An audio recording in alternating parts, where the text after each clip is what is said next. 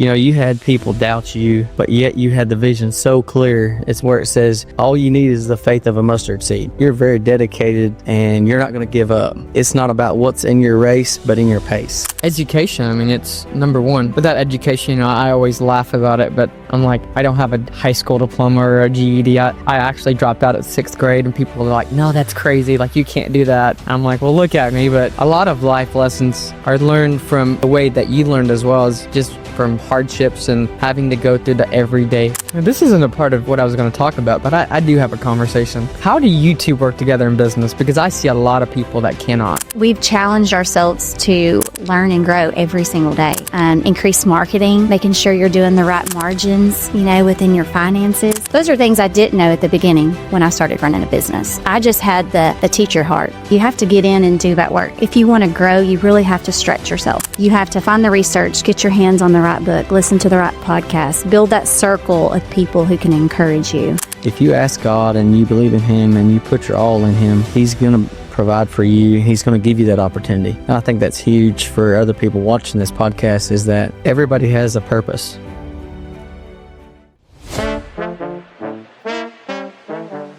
It just helps production out back know exactly what your change orders are.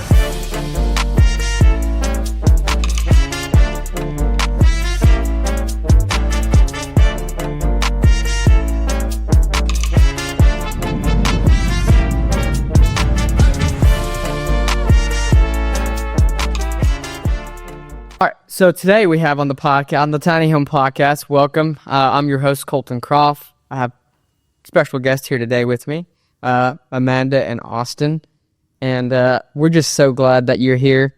And, on the Tiny Home Podcast, we talk about, the freedom, financial, and independence of building a legacy through tiny homes and real estate. And that's why, we thought you're the perfect guest to have on today. So welcome to the Tiny Home Podcast. I think this is your first podcast. Yes, exciting. And Austin, he's been on several times, but he's also scared to get on podcasts. He doesn't like it. And I'm going to introduce you.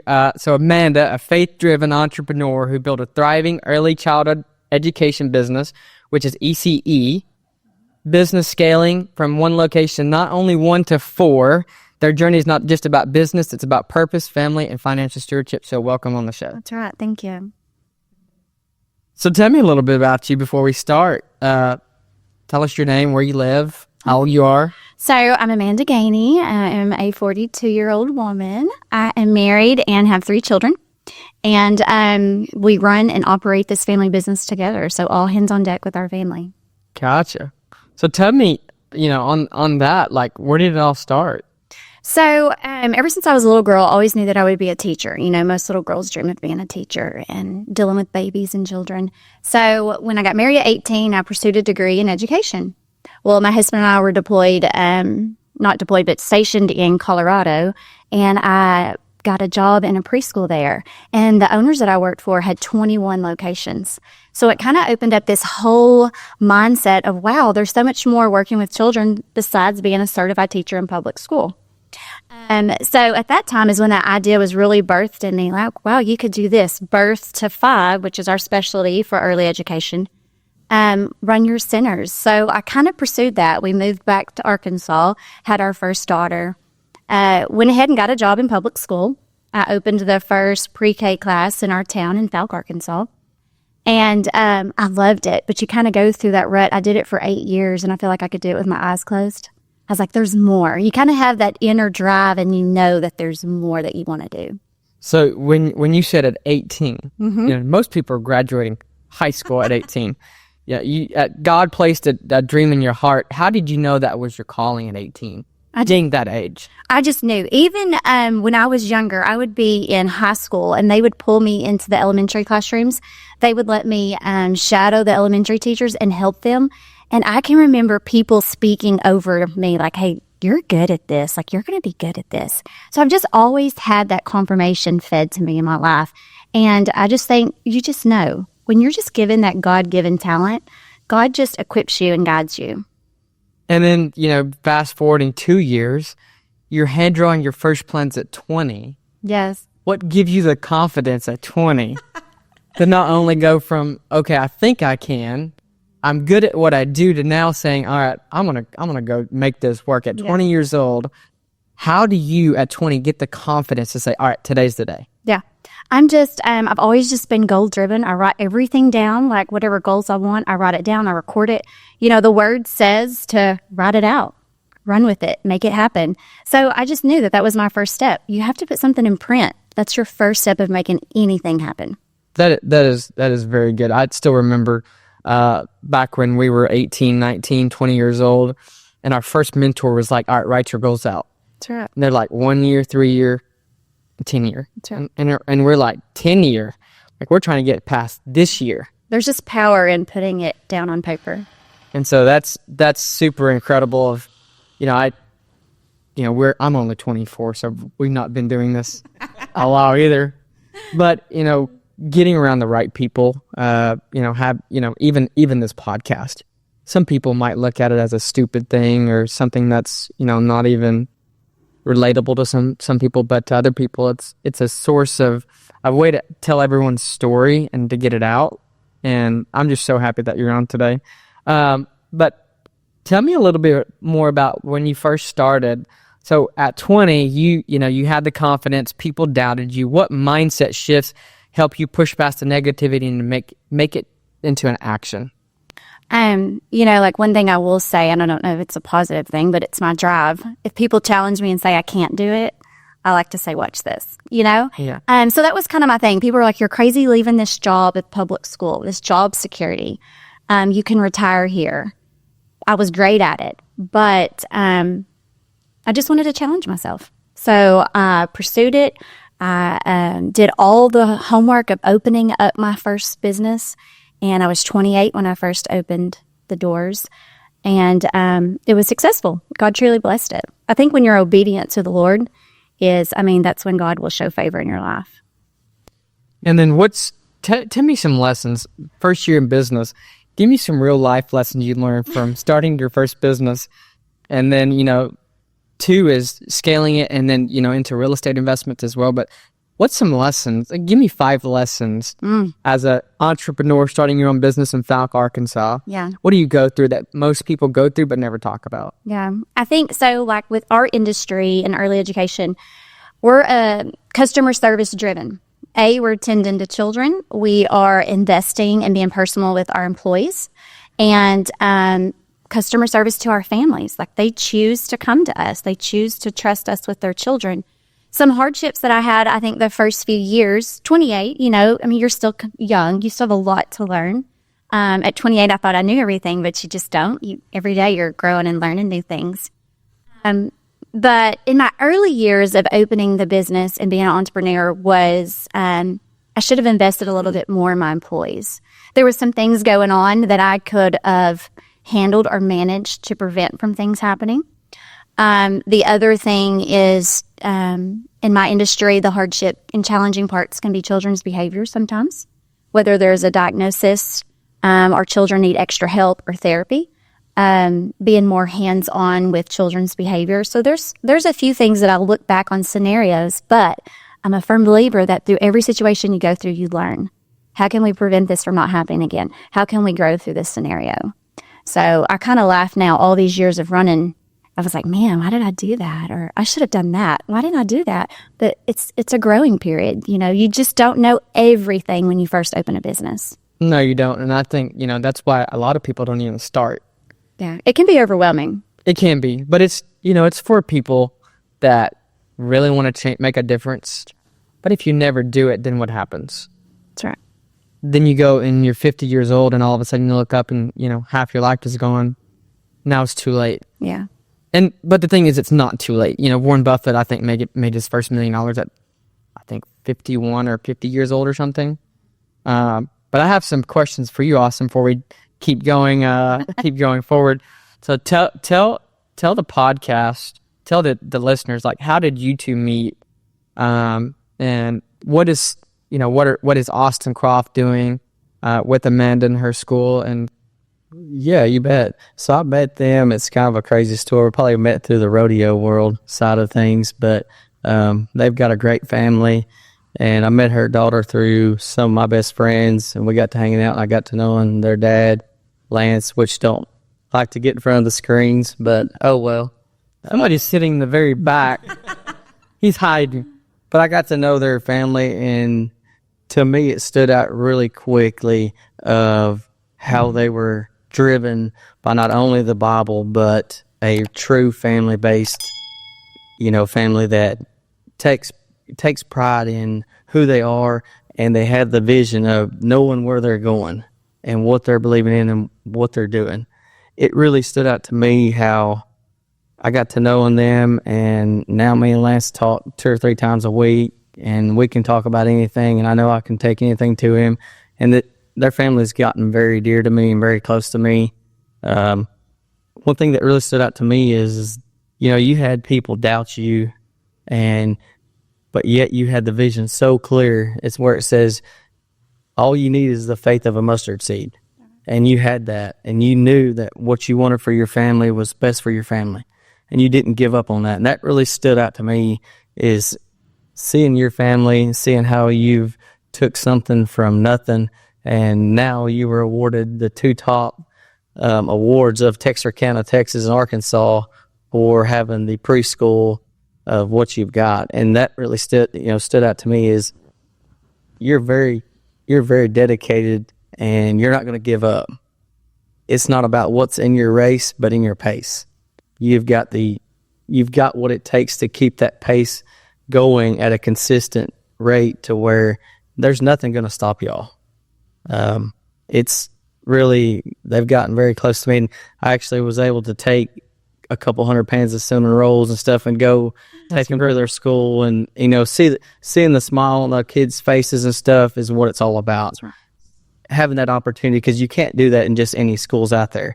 That's why it's so important to invest your kids into this type of preschool where they're actually took care of. They're learning the true values of the Bible and how they need to be brought up, because of how she had this vision of knowing what these schools actually need. There's such a high need out there for children that are growing up and they don't have a good school to go to. Education, it's number one. Without education, I always laugh about it, but I'm like, I don't have a high school diploma or a GED. I actually dropped out at 6th grade, and people are like, no, that's crazy. Like, you can't do that. I'm like, well, look at me. But I think, a lot of life lessons, are learned from the way that you learned, as well as just from hardships and having to go through the everyday. I don't like the word grind, but the everyday life of business. And so let's get back to the actual timeline, because it's not been that long ago. So in 2018, you bought your first building and then expanded to the second one in 2019. What financial or strategic moves had to be made to make that possible? In purchasing our first building. That, and then going to the second building a year later. Yeah. So that's one thing about Lance and I. We're both just very goal driven. So once we bought our first building and made that successful, we immediately started setting our next goal. Okay, well, here we go. So now we're saving up, going to put this aside. Let's keep growing. We're finalizing our official 3rd building right now. We're building that ground up. And him and I both laugh and say, okay, we may take a pause button this year and regroup and get ready. But we just feel like that we're in our prime. We're in our 40s, with that comes wisdom and maturity. You kind of have a full grasp of financial means and accountability. So him and I just kind of work together on our business plans, and we do want to keep growing, but there are stepping stones that have to be in place in order to do that. This isn't a part of what I was going to talk about, but I do have a conversation. How do you two work together in business? Because I see a lot of people that cannot. Yeah. I see a lot of people that fight about it. They go home. They can't agree on anything. How do you two behind the scenes? So, Lance and I are very unique. Him and I, though, honestly, we're each other's best friends. So, and now we've added in this whole business partner in the past few years. But I think most importantly is we respect each other on what my responsibilities are and what my lane is versus what his responsibilities are and what his lane is. We don't necessarily always agree, but we respect on who's making that decision for that area. But I mean, he is my best friend. We've been together 26 years. Still to this day, he calls me his girlfriend. So, and I think that's what makes our relationship special. We were listing all the things him and I have done together over the years. And I said, and here we are adding in running businesses together. So Maybe adding a podcast later this year. What do you think, Lan? he does. He's going to be the host? He has great words of wisdom. So that would be great. I told him, we have an extra set there, and he's like, no, I'm not doing that. Not yet. Not yet.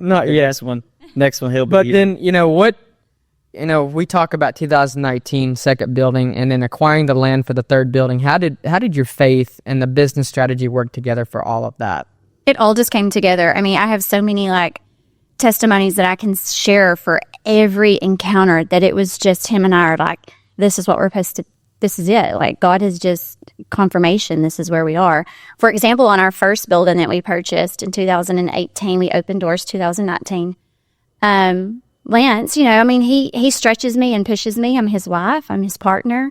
Now his business partner, but he has, for years before that, he was like, you need to start branching out and owning your own. Because the first one I opened was at my church. And I had a wait list of over 300. And he says, the community needs it. You need to expand. And I just never had peace for the Lord to do that, even though he was encouraging me. Finally, just one day, I just felt like the Lord had gave me peace that it was time. On a Sunday afternoon, it was after church, we had had lunch, and we're sitting there. And I said, I just feel like that it's time. Let's start looking for a building. And he's like, are you serious? I've been waiting for you to be ready. And we had a family member come over. We shared the good news with them because, it was a family topic that we had all shared together, what I wanted to do, but was kind of too scared to take that leap. And we all was excited together. And that was on a Sunday afternoon between 2 and 3. I go to work on Monday morning the very next day, and my phone is ringing at my office. And they're, begging for a spot for their child at my school. And I said, well, what's happened? Well, this daycare in Texarkana is closing. And it was a lady that I had mentored and worked with years before. Wow. And I call her and I speak to her. And her name is Miss Freddie here in Texarkana. And she's absolutely a heart of gold and loves the Lord. And she did this industry for years. And her exact words to me were, make me an offer. I wouldn't want to sell it to anyone but you. So, you're talking, 12 hours later, confirmation. That's crazy. And Lance and I, we were just so shook, physically shook up. Wow, look at the Lord and how he's working. Because, hours before, the Lord had given me peace. We proclaimed it. Okay, we're going to do this. And my exact word to him, I need a building who is already licensed for preschool because there's so many things you have to do with fire and health and et cetera. And, the Lord did exactly that. And actually, when we made an offer on the building, someone came out and overbid us by a significant amount of money. But Miss Freddie's heart was, she knew that we would pour into children and that it would be a faith-based program. And she declined their offer and accepted ours. So we walked through that with obedience of we're doing what the Lord has told us to do. And then so we bought that building and we filled it. And at that time, I had decided to resign from the church. And we bought a little church in Fouke, which is where we live. It's a small little town. And again, Fouke was the place people told me not to grow. People in Fouke won't pay. It won't be successful. But Fouke is my home. Fouke is my community. And I wanted quality early education there. And the church that we bought, it worked out. It was a great deal. And then the windows are like rainbow windows. So I'm like, it's just God's promise. Every time I pull up in that driveway, the church has the rainbow windows. And that's just what I proclaim. Operating in faith, So how many employees do you guys have now? We were counting on the way here, and with our third location, because with Genoa, we are going to have 31 employees. Wow. We never dreamed. You went from a small business to a... Yes. We never dreamed, that we would be operating this big, and sometimes it can be overwhelming, But we just have policies in place and procedures in place, and we train everybody. And it's just good. Business is good. I'll talk about that. Why do you think most businesses, they don't focus on the policies and procedures, the standard operating procedures that every business needs, and then every single day they go back and they're pulling their hair out, wondering why it's happening over and over and over again? Yeah, I think it's just one of those things, policies that's in writing, they have to be implemented. If you're not implementing those policies and those guidelines, they're the lefts and rights of your business. And like I tell my employees, because in our schools, we're keeping 200 students safe. It's a big liability. But I tell them, if you follow the rules that we've applied in our operating policies and our SOPs, rules keep us safe. Rules keeps us inside our limits, which makes us successful and things to flow properly. And that's with Lance, with his military experience. He's really big about SOPs. He builds all of those for us, staff policies, family policies. Like, that's his specialty that he offers to our business. And he's big about, what do we have in writing? Like, he implements. So you can't just have a binder over here that's typed up and looks all good. Like, you truly have to implement that. And I think it's good for your employees to know that too. Yeah, I was actually a couple minutes before you guys got in here, if we're talking about safety, as you know. So there was a 15-year-old this morning, talking about education as well, went into the Texarkana private airport with an AR-15 demanding a pilot take off with him. And so, it goes back to not only education, not only, parents having great parents, but the other fact of the matter is safety. That's right. You mentioned that you had 200 kids. That's a big liability. Yeah. And with today's world, with the video games and everything like that, we had the privilege of not being allowed that, but now I see it as, I don't want my kids to grow up with video games of, Call of Duty or anything like that. I mean, it's puts a mindset in that you have more experience in kids, trust me, and growing kids than I do. I don't have any kids yet, so I'm probably going to call you when I have a problem with my kids. I'm like, hey, I need some advice. Give me a call. I'm like, I'm going to call Amanda. No. We're all here. We're real estate investors. We're real estate, developers, stuff like that. So in your business growth in real estate, how did your real estate ownership impact your business success and financial stability? So when we first initially started building our business, that was one of the best advices that we got, was not to just lease the land, but to buy, or lease the property, but to buy it. And we've of course learned through all the tax breaks that it's best for you to own the building versus lease and rent. So when we hear people in this industry and I'm hearing that they're renting or leasing, I'm like, man, you're missing out on a big opportunity. So just owning the building in itself is a liability protection for us, and it helps with taxes and just being profitable. I do hope on the camera, Mr. Trump, if you can abolish the income taxes, that would help us small business owners in Northeast Texas and Agreed. Arkansas. Thank you.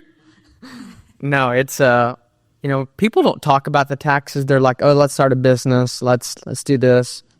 But they don't really understand what impact, instead of buying versus leasing, how to set up the structure of the business and stuff like that. They're like, I just know what I want to sell. This is what I want to do. So I'm going to start a plumbing company. Great. We're going to put some advertisement out. We're going to start doing plumbing, but they don't. How did you learn? Did you have anyone teaching you or showing you about the ins and outs of business? How did you learn about taxes, about everything that a business owner needs to learn? Yeah.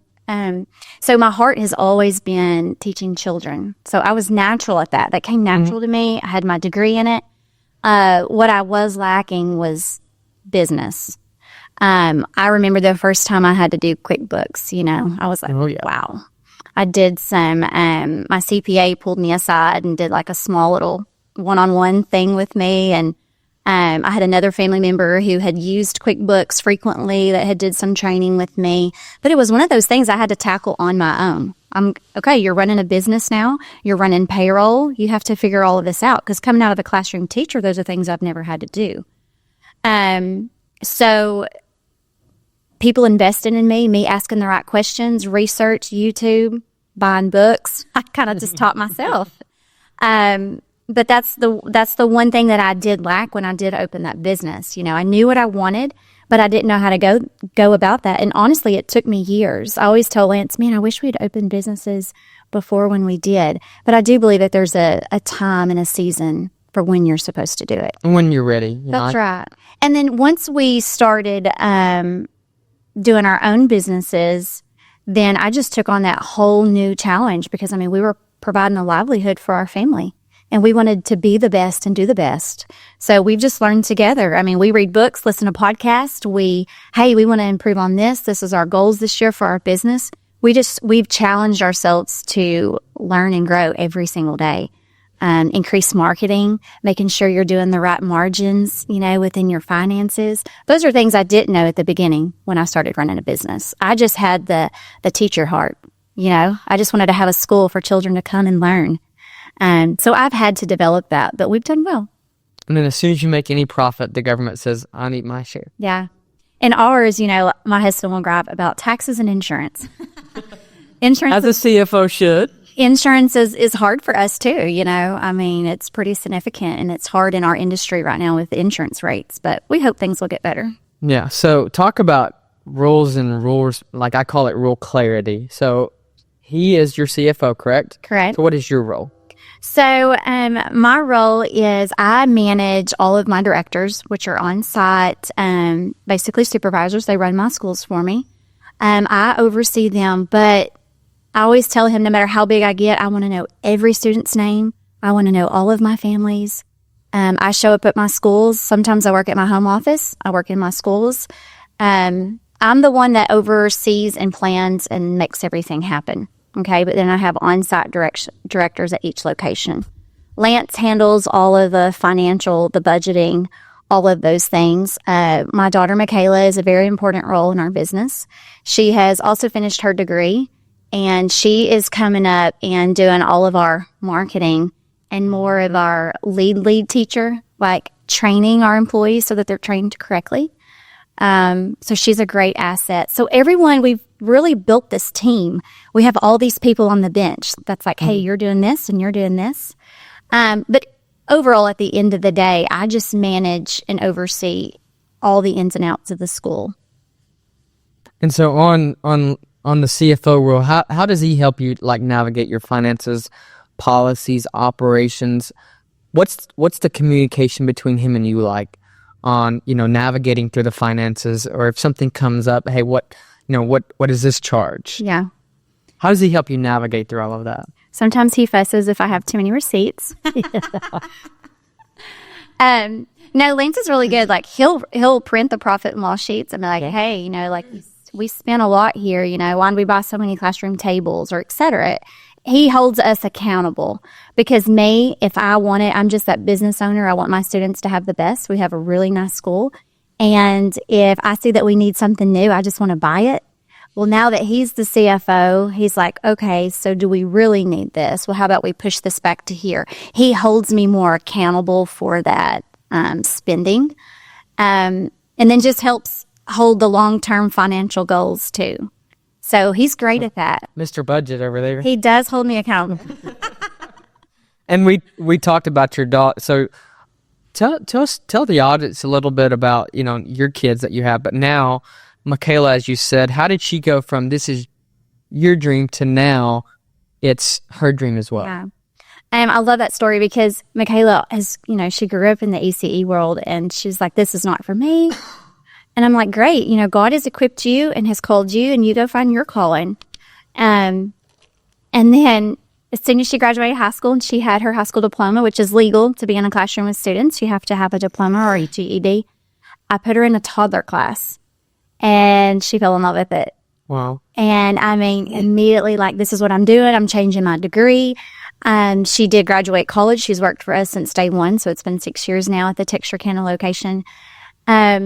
And it's just funny to see Michaela operate in what God has called her to do. But we are also one of those families that if that season changes or God puts you in a different direction, there's no obligation that you have to be here, So we are very transparent and mindful of that with her.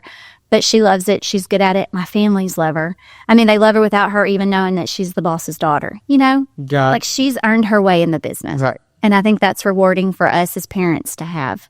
Not just, here's what we built, now take it over, versus she actually, like you said, grew up from one of the smallest classes to now running everything. So it's a level of earned respect. That's right. And I did not know this. So your twins' involvement, what does it mean to include the next generation in, not only business, but in real estate as well, and teaching them as well? Oh, I love it. We always tell our kids, be entrepreneurs and make a living. You don't always have to work for other people. Here's these business opportunities. And I think all three of our kids, especially those twins, like they can see the opportunity that's there. You don't just have to go and get a job and work for someone. They see the ins and the outs. They see the sacrifice that Lance and I make together. Sometimes, businesses talk at the house a lot and we have to kind of turn it off, but they see the joys and the benefits of being in the business and the real estate and the potential that's there.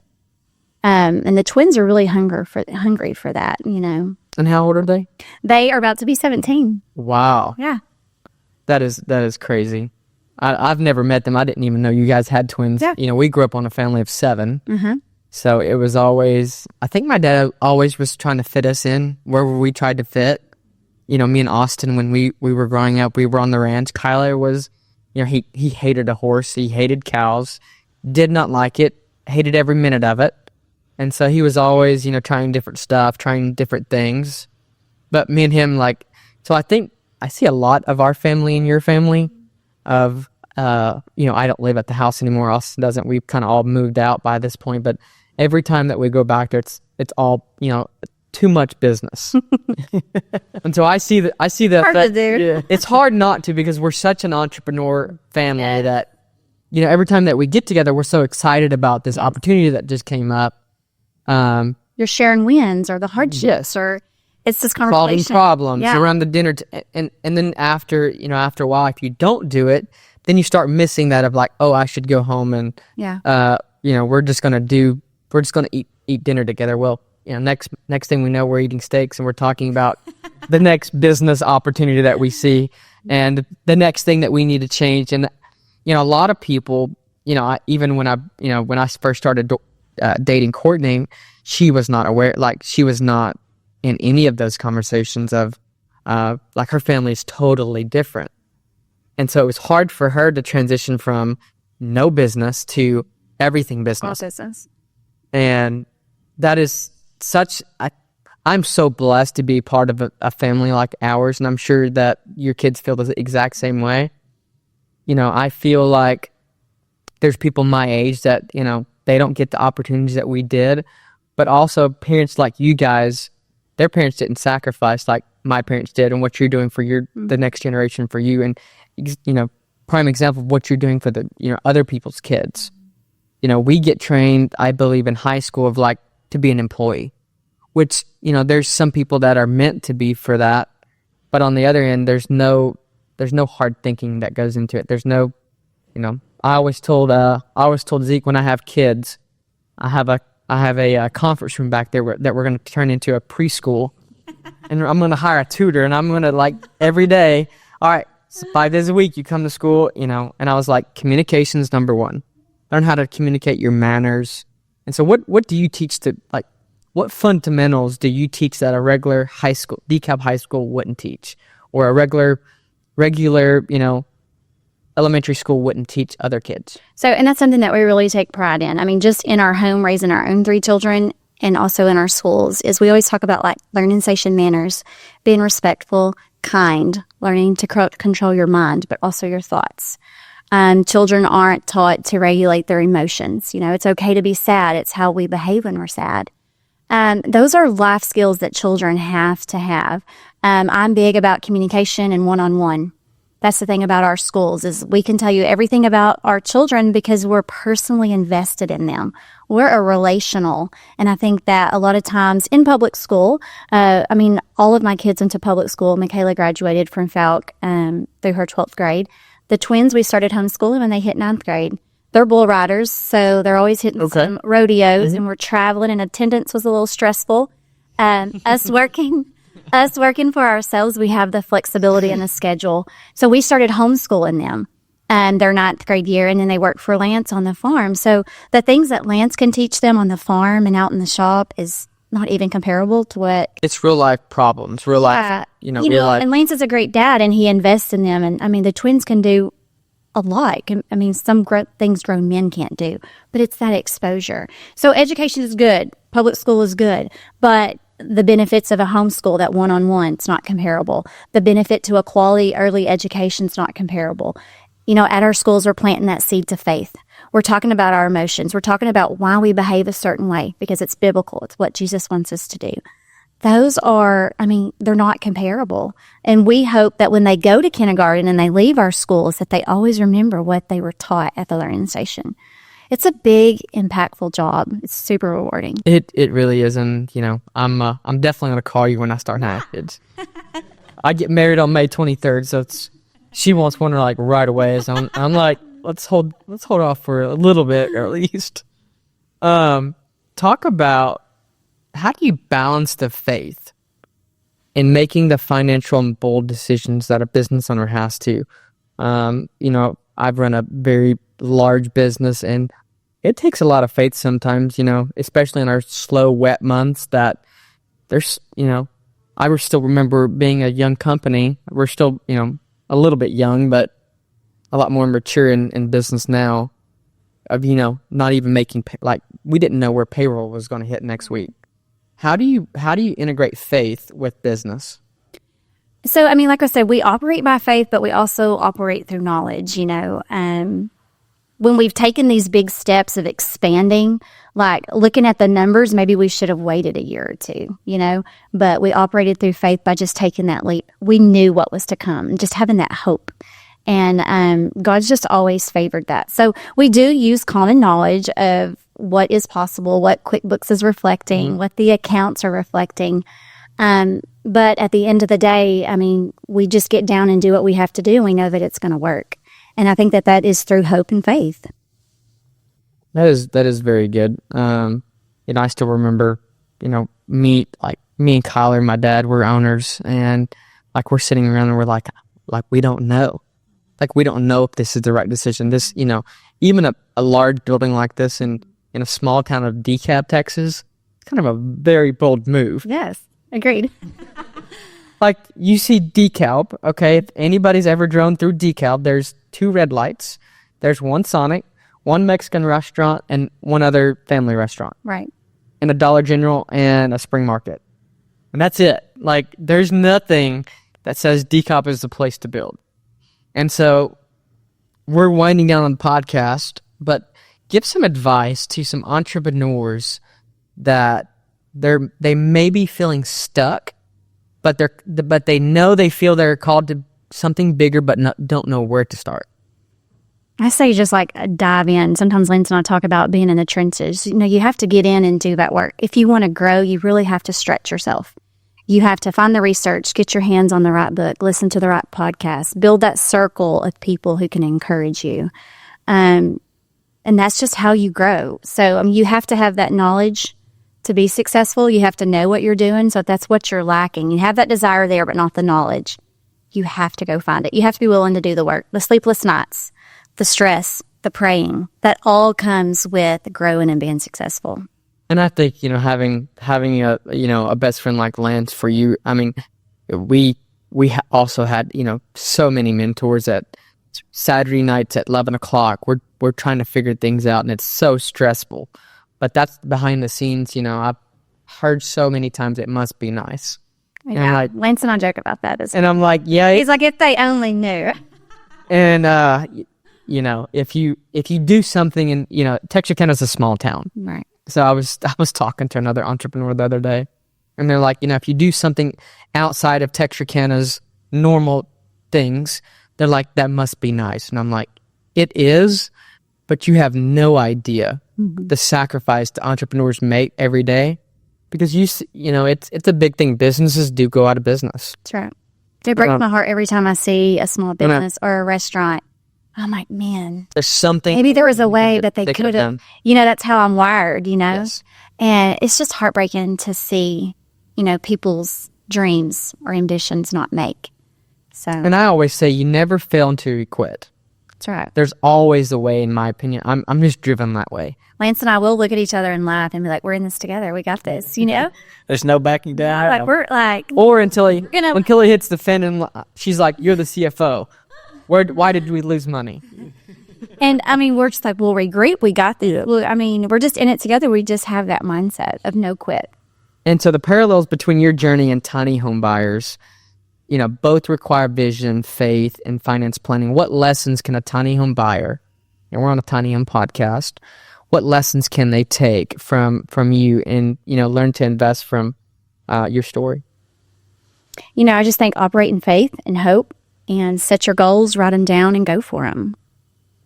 That is so good. And I think there's so many people that, Austin, you can even attest, that come in here, they're like, our dream was to have a tiny home, or our dream was to start some passive income. But that was 25 years ago. Right. Now they look up and they're like, is it too late? Right. And I think that's the biggest thing that I've even learned from talking to you is it's never too late. That's right. It's either one day or day one. And I think that's the most beneficial thing is you can just do it. That's right. And that's what, the work is in everything that you're trying to avoid. That's what you're missing. And so, the last thing is final words of encouragement for those looking to create a legacy through business and real estate. And then tell us where can people learn more about your journey in business? So for my journey in business, as far as the early childhood, is that what you're asking? Or just knowing you of where to follow you. Okay. How do they find you? And then a final word of encouragement for those looking to create a legacy from your story. Okay, so you can find our schools at learningstationcdc.org. We have all of our school information there. Of course, we're on every social media platform. We love advertising our schools and what we offer to the communities. And as far as, like building that legacy, just go for it and do it. We're put on this earth to do something impactful, and you need to do it. That is so good. You have one more thing to add? And I think it's incredible how from what I've gotten to know you from, especially today, is like, you've had these visions and goals, and you ask God for them, and then He puts them in front of you, and you have this mindset that you're going forward. And that's what y'all have done. And I think that's very incredible. Thank you. If you ask God and you believe in Him and you put your all in Him, He's going to provide for you. He's going to give you that opportunity. And I think that's huge for other people watching this podcast, is that everybody has a purpose. And it's taking the time to ask God, putting your faith and trust in Him, and knowing that He's going to be there to provide and help you along the way, because it's not easy. Nobody knows the behind the scenes that y'all have put in to all of this. And now look at what it's impacting. It's pretty incredible. It's very incredible. Thank you. Thank you so much. Yeah, thank you. For coming on, telling your story. And number one, thank you for, impacting children. Yes. Thank you to all our subscribers. If you're a subscriber, share it with someone. If you can like it, post it, comment anything below. We'll put her information down in the comment section as well. Thank you, guys. We'll see you in the next one. If you enjoyed this video, drop a like. If you have any questions we didn't answer, drop a comment. And guys, tune into next week's episode where we will continue to educate you about the tiny home industry.